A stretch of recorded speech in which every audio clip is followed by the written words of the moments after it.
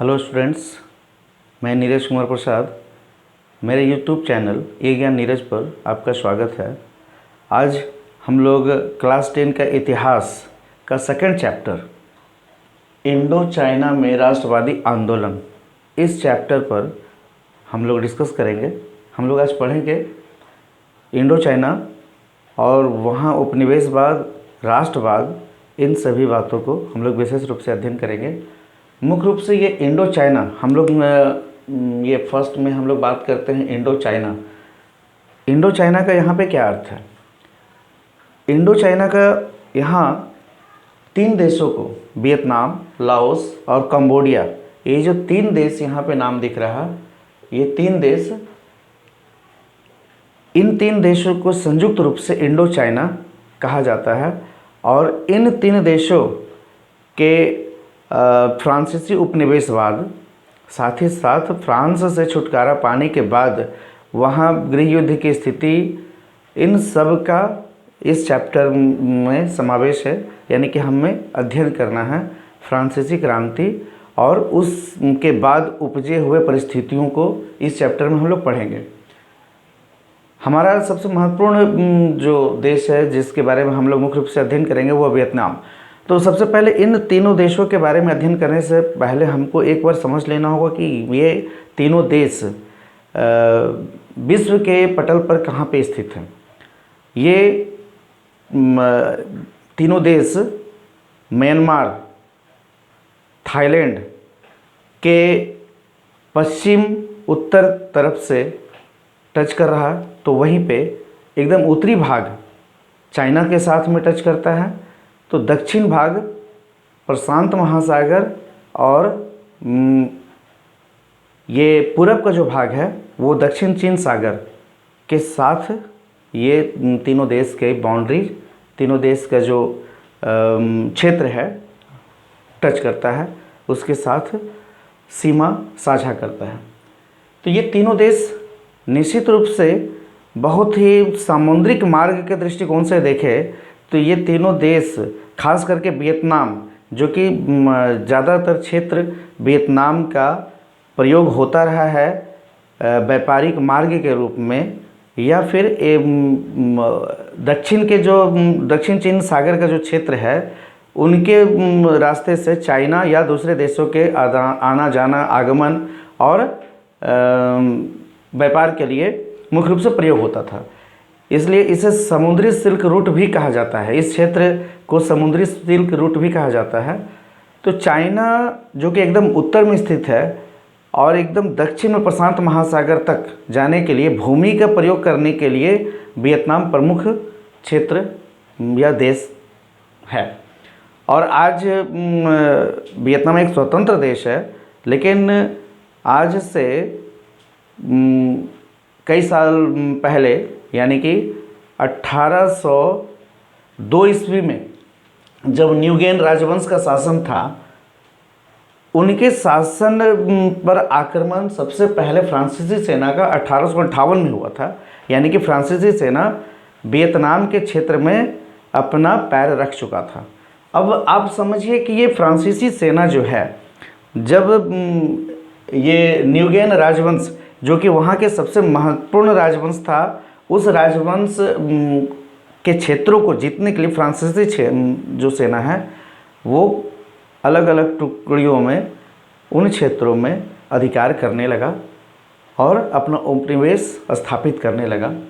तो ये जो क्षेत्र हैं, जो कि उस समय दुनिया के ज़्यादातर देश किसी न किसी यूरोपीय यानी कि पश्चिमी देशों के गुलाम बन चुके थे। जैसे उसी समय भारत पर अंग्रेज़ों का यानी कि इंग्लैंड का अधिकार था, तो वैसे ही कुछ देश ऐसे थे जहाँ पर फ्रांसीसियों का यानी कि फ्रांस का अधिकार था। तो कुछ देश ऐसे थे जिन देशों पर नीदरलैंड यानी कि डच शासन था। पुर्तगालियों का भी कुछ क्षेत्रों में शासन था। भारत का गोवा जो कि बहुत बाद तक पुर्तगालियों के शासन के अंतर्गत रहा। तो वैसे ही वियतनाम, लाओस और कंबोडिया ये फ्रांस के एक उपनिवेश के रूप में 1800 ईस्वी के बाद उपनिवेश बन गया। और 1887 तक में फ्रांस जो है वियतनाम के ज़्यादातर क्षेत्रों में कब्जा कर लिया और एक नया संगठन बनाया जिसका नाम था फ्रेंच इंडो चाइना। एक नया संगठन का नाम रखा गया, या फिर यूँ कह सकते हैं कि इन देशों को मिलाकर, इन क्षेत्रों को मिलाकर एक संगठन जो बना वो फ्रेंच इंडो चाइना। और इन सब क्षेत्रों पर फ्रांस अपना किसी न किसी रूप में वर्चस्व स्थापित कर रहा था। वो आधारभूत संरचनाओं का विकास कर रहा था और इन विकास का मुख्य उद्देश्य इनका था आसानी से सेना को एक स्थान से दूसरे स्थान तक ले जाया जा सके। दूसरा, व्यापार आसानी से किया जा सके। यानी कि इनका मुख्य दो ही उद्देश्य था कि जो वहाँ के संपदा है, जो खनिज संसाधन है, प्राकृतिक संसाधन है, उन संसाधनों का दोहन कितने अच्छे तरीके से किया जा सके और उन पर कितना अच्छा तरीके से कब्जा रखा जा सके, व्यापार में कैसे ज़्यादा से ज़्यादा कमाया जा सके, यही मुख्य उद्देश्य था फ्रांसीसियों का। तो ये फ्रांसीसी जो कि 1887 यानी कि 1880 और उसके बाद के दशक आते आते इन क्षेत्रों में बहुत अच्छा तरीके से अधिकार कर चुका था। उसी समय फ्रांसीसी अन्वेषण दल जो कि वियतनाम और लाओस, कंबोडिया, इन सभी क्षेत्रों के एक प्रमुख नदी मेकांग नदी जो थी, जो कि इस दक्षिणी चाइना के दक्षिण के क्षेत्र के प्रमुख नदी हम कह सकते हैं, जिसके वजह से इन क्षेत्रों का कृषि में बहुत अच्छा विकास हुआ था, या फिर कह सकते हैं कि ये कृषि में आत्मनिर्भर थे। इस मेकांग नदी और मेकांग नदी डेल्टा क्षेत्रों का अन्वेषण का कार्य फ्रांसीसी अन्वेषण दल के द्वारा किया गया। उस दल में ही एक फ्रांसीसी सेना का प्रमुख व्यक्ति फ्रांसिस गार्निए उनका नाम था, वो भी अन्वेषण दल में थे। और मेकांग डेल्टा के क्षेत्रों को आवागमन के लिए, नदी का प्रयोग करने के लिए उपयुक्त माना गया, साथ ही साथ खेती के लिए बहुत शानदार माना गया। और इसी को ध्यान में रखकर इनके अन्वेषण के बाद फ्रांस प्रशासन के द्वारा मेकांग नदी क्षेत्र में धान की खेती के लिए उपयुक्त मान करके यहाँ पे ज़्यादा से ज़्यादा अच्छी व्यवस्था की गई, ताकि धान की ज़्यादा से ज़्यादा उपज किया जा सके, उसको बेच करके ज़्यादा से ज़्यादा कमाया जा सके। इसका एक उदाहरण हम समझ सकते हैं कि 1873 में 2,74,000 हेक्टेयर क्षेत्र पे धान की खेती होती थी। लेकिन आधारभूत संरचनाओं के विकास के बाद फ्रांस का मुख्य रूप से मेकांग डेल्टा क्षेत्रों में बहुत ज़्यादा फोकस हो गया, यानी कि उनका ध्यान बहुत ज़्यादा केंद्रित उन क्षेत्रों पर रहा, ताकि खेती के द्वारा, कृषि के द्वारा अच्छी उपज प्राप्त किया जा सके। तो ये 1873 से 1931 यानी कि लगभग 1930 तक में ज़मीन का जो खेती का जो क्षेत्र है इतना बढ़ गया कि वो 22 लाख हेक्टेयर हो गया। जहां उस समय 2,74,000 हेक्टेयर था, वो बढ़ करके 22 लाख हेक्टेयर हो गया। और 1931 में दुनिया में वियतनाम धान यानी कि चावल के खेती में तीसरा स्थान प्राप्त कर लिया और बहुत बड़ा निर्यातक देश बन गया। तो ये फ्रांसीसियों के द्वारा इन क्षेत्रों में खेती के लिए एक बहुत बड़ा प्रयोग था मेकांग नदी का क्षेत्र, यानी कि मेकांग डेल्टा का क्षेत्र। अब वो मेकांग डेल्टा के क्षेत्र में आधारभूत संरचनाओं का विकास करने के लिए उन्होंने जो कार्य किए, जिससे ज़्यादा से ज़्यादा खेती की उपज प्राप्त किया जा सके, उसके लिए उन्होंने मेकांग नदी से कई नहर निकाले, कई भूमिगत जल स्रोतों का भी उनके द्वारा विकास किया गया। वो जो क्षेत्र था, बड़े घास वाली भूमि और दलदली भूमि था, उनके पानियों के सही तरीके से बहाव की व्यवस्था किया गया, ताकि ज़्यादा से ज़्यादा ज़मीन को खेती के योग्य बनाया जा सके। नहीं तो उनके इन कार्यों से पूर्व तक मेकांग नदी का बहुत बड़ा भाग ऐसा था जिस पर खेती नहीं होता था, जबकि वो बहुत उपजाऊ ज़मीन था। लेकिन खेती इसलिए नहीं होता था क्योंकि वो ज़्यादातर क्षेत्र पानियों का फैलाव के वजह से दलदली ज़मीन बन चुका था। फ्रांसीसियों के इन विकास के बाद इन क्षेत्रों में खेती करना आसान हो गया। उनके द्वारा नहर बनाए गए, कई जलधाराओं को, भूमिगत जलधाराओं का सही से उचित प्रबंधन किया गया और नतीजा वहाँ पे धान की खेती में वियतनाम उस समय 1930 आते आते दुनिया में तीसरा स्थान प्राप्त कर लिया। लेकिन ये उद्देश्य इनका कभी भी नहीं था कि वियतनाम की तरक्की हो। इनका उद्देश्य हमेशा ये था कि फ्रांस को कितना ज़्यादा से ज़्यादा फ़ायदा मिल सकता है। और इसी कारण से उन क्षेत्रों में, या फिर कहें कि फ्रांस जहाँ जहाँ पर श्रमिकों का प्रयोग कर रहा था, उन कार्यों में फ्रांस के द्वारा एक तरफा अनुबंध की व्यवस्था किया गया था। एक तरफा अनुबंध का अर्थ यहाँ पे है कि मालिक और मज़दूरों के बीच एक अनुबंध है जिसमें हमेशा मालिक को फ़ायदा मिलता है।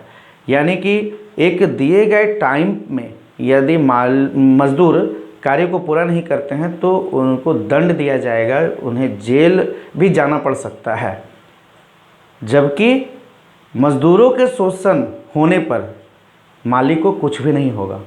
अर्थात मालिकों को ज़्यादा अधिकार था, मज़दूरों को कोई भी अधिकार नहीं मिला हुआ था। उन्हें एक तरह से ज़बरदस्ती कार्य करवाया जाता था। ऐसी एक तरफा अनुबंध की व्यवस्था उस समय थी, और जो कि आज के वर्तमान परिस्थिति में देखें तो ये सबसे गलत व्यवस्था है, ये शोषण की व्यवस्था है। और ये कुछ चीज़ें ऐसी हैं जो वियतनाम के मज़दूर किसानों में भी एक प्रकार से विरोध की भावना को पैदा कर रहा था। लेकिन मेकांग क्षेत्र में मज़दूरों का प्रयोग तो हुआ, साथ ही साथ कुछ आधारभूत संरचनाओं का विकास, जैसे रेलवे लाइन का नेटवर्क बिछाया गया फ्रांसीसियों के द्वारा उत्तर से दक्षिण, यानी कि दक्षिण के क्षेत्र जो कि समुद्री व्यापारिक मार्ग के लिए महत्वपूर्ण था, वहाँ से चीन तक लाइन को पहुँचाया गया, यूनान प्रांत तक लाइन को पहुँचाया गया। वहीं दूसरी लाइन कंबोडिया के रास्ते से उत्तर की तरफ ले जाया गया। तो ये दोनों लाइन बहुत ही महत्वपूर्ण साबित हुआ फ्रांसीसियों के व्यापारिक आवागमन के लिए, साथ ही साथ सेना को एक स्थान से दूसरे स्थान तक पहुंचाने के लिए। तो हम ये कह सकते हैं कि जो भी कार्य फ्रांस के द्वारा किए गए वो सभी कार्य वियतनाम के लिए नहीं बल्कि फ्रांस को मजबूत बनाने के लिए और उपनिवेश का ज़्यादा से ज़्यादा शोषण करने के लिए किया गया था। अब हम लोग बात करते हैं वहाँ पे धीरे धीरे राष्ट्रवाद कैसे फैला। सभी देशों में राष्ट्रवाद अलग अलग तरीके से प्रसार हुआ है, फैला है। अब हम भारत की बात करें तो वहाँ पे अंग्रेज़ों का शासन था, उपनिवेश का विरोध भारत में भी किया गया। लेकिन भारत में उपनिवेशों का विरोध का तरीका वियतनाम में उपनिवेश शासन का जो विरोध का तरीका था वो अलग था। वियतनामियों को लगने लगा कि फ्रांस धीरे धीरे उनके संस्कृतियों को समाप्त करना चाहता है। वियतनाम के संस्कृति, वहाँ की शिक्षा व्यवस्था या वहाँ के जो भी पुराने व्यवस्था थे उनको समाप्त कर रहा है। फ्रांसीसियों का न्यूगेन राजवंश पर बहुत ही भक्ति थी, या फिर हम कह सकते हैं कि न्यूगेन राजवंश उनके लिए बहुत ही महत्वपूर्ण था। जब उनके हार होने लगी तो फ्रांसीसियों में भी विद्रोह की भावना फैलने लगा। इस सभी स्थितियों में हम कह सकते हैं कि फ्रांस की संस्कृति वियतनाम में थोपा जाने लगा, जबकि वियतनाम मिली जुली संस्कृति वाला देश था, या फिर हम कहें कि सबसे ज़्यादा प्रभावित वो चाइना से था। चाइना के संस्कृति और वहाँ की भाषा से ज़्यादा प्रभावित था। इस वजह से हालांकि वहाँ पे वियतनामी लोगों के अलावा खमेर या कंबोडियाई लोगों के या भाषा के लोग भी वहाँ पे रहते थे, लेकिन ज़्यादा प्रभाव चाइना का था। चूँकि चाइना के दक्षिणी प्रांत से समुद्री मार्ग तक पहुँचने का एक ये स्थलीय मार्ग था वियतनाम, और इस वजह से संस्कृतियों का लगातार आदान प्रदान होता था। व्यापारिक मार्ग होने की वजह से अलग अलग जगह के लोग वहाँ पहुँचते थे। तो वियतनाम संस्कृति में एक समृद्धशाली देश था। लेकिन फ्रांसीसियों को लगता था कि यदि वो वियतनाम के संस्कृतियों को समाप्त नहीं करेंगे तो फ्रांस का गुणगान कौन गाएगा। इसलिए फ्रांस के द्वारा वहाँ की शिक्षा व्यवस्था में बदलाव किया गया और फ्रांसीसी शिक्षा व्यवस्था को वहाँ पे लागू करने का प्रयास किया गया। बहुत महंगे महंगे स्कूल खोले गए जो साधारण लोग वहाँ पे पढ़ा भी नहीं पाते थे। अभिजात वर्ग के लोग पढ़ाते थे लेकिन साधारण लोग नहीं। हालांकि फ्रांसीसियों को शिक्षा को लेकर हमेशा एक कन्फ्यूज़न रहा कि इनको फ्रांसीसी शिक्षा दिया जाए या शिक्षित किया जाए या नहीं किया जाए। शिक्षित किया जाए, इसके पीछे उनका ये तर्क था कि जब ये शिक्षित होंगे, इनका विकास होगा तो वो फ्रांसीसी उपनिवेश में काम करने के योग्य बनेंगे। जबकि वहीं कुछ फ्रांसीसियों का ये मत था कि यदि ये ज़्यादा शिक्षित हो गए तो उन्हें अच्छे बुरे का ज्ञान हो जाएगा और वो फ्रांस का विरोध करने लगेंगे। तो ये इस कन्फ्यूजन या इस उधेड़-बुन के वजह से शिक्षा का जो भी वहाँ पे स्तर पनपा फ्रांस के द्वारा, उसका मुख्य उद्देश्य ये रखा गया कि फ्रांसीसी गुणगान ज़्यादा हो उनके पुस्तकों में, यानी कि फ्रांस के नायकों का, फ्रांस के सभ्यताओं का या फ्रांस के बारे में उनके पुस्तकों में, वियतनाम में पढ़ाए जाने वाले पुस्तकों में ज़्यादा डाला गया। ये फ्रांस के द्वारा शिक्षा में फ्रांसीसी शिक्षाकरण करने का एक प्रयास था उस समय।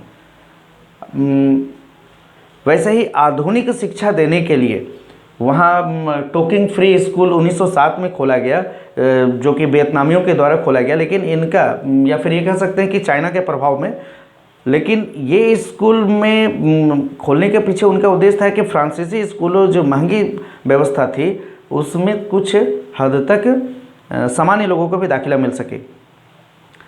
लेकिन ये इनका जो उद्देश्य था, ये आधुनिक बनने के लिए फ्रांसीसी पढ़ाई और विज्ञान को महत्व दिए, जबकि संस्कृतियों को बहुत महत्व ना दे करके वो आधुनिक वेशभूषा को टोकिंग फ्री स्कूल अपनाने लगे।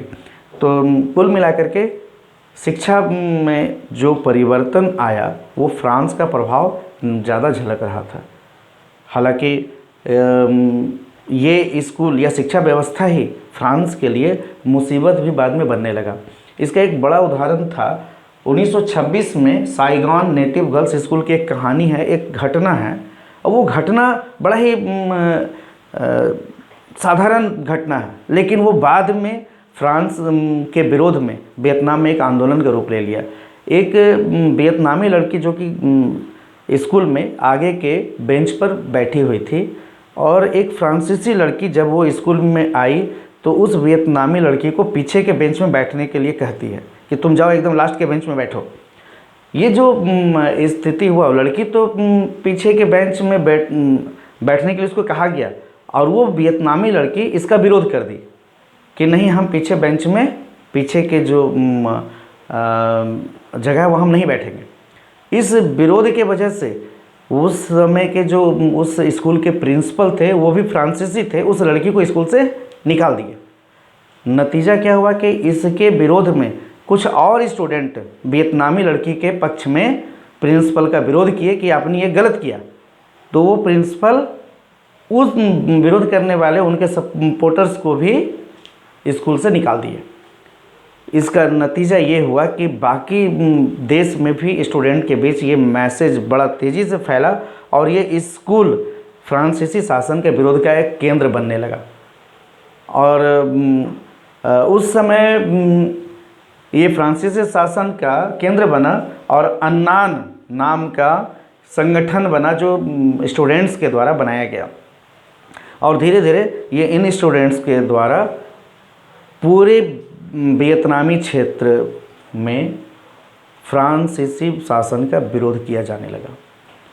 तो हम कह सकते हैं कि यही स्कूल जो फ्रांस की शिक्षा व्यवस्था को लागू करने के लिए बनाया गया था, इन्हीं स्कूलों में स्टूडेंट्स के द्वारा, वियतनामी स्टूडेंट्स के द्वारा अन्नान नामक एक संगठन बना करके और उन संगठन के द्वारा पेपर्स यानी कि समाचार पत्र निकाल करके ज़्यादा से ज़्यादा फ्रांस के विरोध में विद्रोह शुरू कर दिया गया।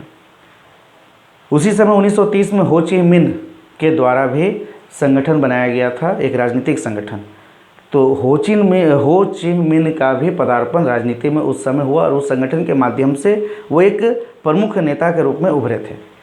तो वियतनाम में इस समय जो 1930 का जो समय है, हम कह सकते हैं कि 1926 में ये जो स्टूडेंट्स का विरोध था और 1930 तक आते आते हो चिन मिन्ह जैसे बड़े और महान क्रांतिकारी, वियतनाम के महान क्रांतिकारी के द्वारा एक राजनीतिक संगठन को बनाया जाना, ये सब हम मिला करके हम कह सकते हैं कि राजनीति का उदय हुआ और वो फ्रांसीसियों के विरुद्ध ये राजनीतिक संगठन कार्य करने लगे। हम इस वियतनामी जो आंदोलन था, इन वियतनामी आंदोलन के सभी जो महत्वपूर्ण बिंदु हैं, उन बिंदुओं में ये पहला पड़ाव था जहां राजनीतिक विरोध भी शुरू हो गया और जो वियतनामी संस्कृति को नष्ट करने का फ्रांस का जो मंसूबा था, उनका धीरे धीरे विरोध होना शुरू हुआ। इस वियतनाम के दुर्दशा पर कई कवियों के द्वारा गीत भी लिखे जाने लगे और ये गीत वियतनामियों के लिए प्रेरणा स्रोत बनने लगा। तो हम जो अभी तक हमारे जो ये जो भाग है, पहला वीडियो हमारा इस चैप्टर पर है, इंडो चाइना में राष्ट्रवादी आंदोलन का ये पहला वीडियो है। इसमें हमने आज पढ़ा कि वियतनाम में फ्रांसीसियों ने किस प्रकार अपने आप को फैलाया, यानी कि वियतनाम के संस्कृति को नष्ट किया, साथ ही साथ वहाँ के संसाधनों को लूटने का प्रयास किया फ्रांसीसियों के द्वारा किया गया और किस प्रकार आंदोलन की शुरुआत हुई। हमने अभी तक आंदोलन की शुरुआत तक का इस भाग में, ये जो पहला वीडियो है उसमें अभी हम आप लोगों को पढ़ा रहे थे। अगले वीडियो में हम इसका फैलाव और हनोई, हो चिन मिन्ह के भूल भुलैया मार्ग और उन सभी पर भी हम लोग आगे चर्चा करेंगे। तो अभी हमारा जो 2-3 प्रश्न जो बड़ा महत्वपूर्ण बनता है, उसमें एक हमारा है एक तरफा अनुबंध व्यवस्था, ये बड़ा इंपॉर्टेंट क्वेश्चन है। दूसरा, मेकॉन्ग नदी डेल्टा में किए गए फ्रांस के द्वारा कार्य, या फिर हम कह सकते हैं कि मेकॉन्ग नदी डेल्टा जो क्षेत्र है वो वियतनाम के लिए क्यों महत्वपूर्ण था, या धान की खेती के लिए मेकॉन्ग घाटी में फ्रांसीसियों के द्वारा कौन से कार्य किए गए, ये हमारे महत्वपूर्ण प्रश्न है। या मेकॉन्ग नदी बड़ा इम्पॉर्टेंट है। तो हम लोग अगले वीडियो में, नेक्स्ट वीडियो में, ये हमारा पहला वीडियो था, नेक्स्ट वीडियो में हम लोग आगे इस चैप्टर को और हो चिन मिन्ह के द्वारा किए गए कार्य, भूल भुलैया मार्ग और लाओस कंबोडिया तक का जो फैलाव है, चाइना का जो प्रभाव है, उन सबको हम नेक्स्ट वीडियो में अध्ययन करेंगे, पढ़ेंगे।